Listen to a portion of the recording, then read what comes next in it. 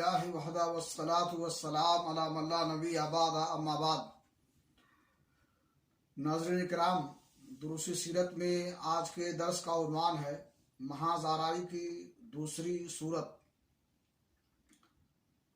نبی اکرم صلی اللہ علیہ وسلم کی تعلیمات کو مس کرنا، شکوک و شبہات پیدا کرنا، جھوٹا پروپیگنڈا کرنا، تعلیمات سے لے کر شخصیت تک کو واہیات اعتراضوں کا نشانہ بنانا، یہ سب اس کثرت سے کرنا کہ عوام کو آپ کی دعوت و تبلیغ پر غور کرنے کا موقع ہی نہ مل سکے۔ چنانچہ مشرکین قرآن کریم کے متعلق کہتے تھے اساطیر الاولین اقتتبھا وہی تملی علیہ بکرۃ واصیلا، یہ پہلوں کے افسانے ہیں جنہیں آپ نے لکھوا لیا ہے، اب یہ آپ پر صبح و شام تلاوت کیے جاتے ہیں۔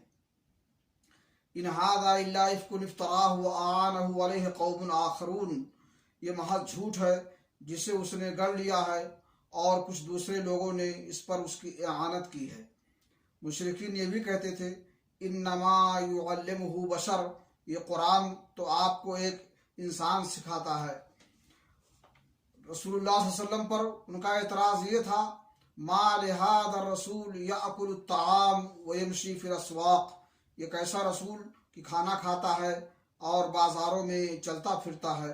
قرآن کریم میں بہت سے مقامات پر مشرکین پر رد بھی کیا گیا ہے، اور کہیں ان کے اعتراضات کو نقل کر کے اور کہیں بغیر نقل کے۔ اللہ رب العالمین سے دعا ہے کہ اللہ تعالی ہمیں نبی کی سیرت کو اپنانے کی توفیق عطا فرمائے۔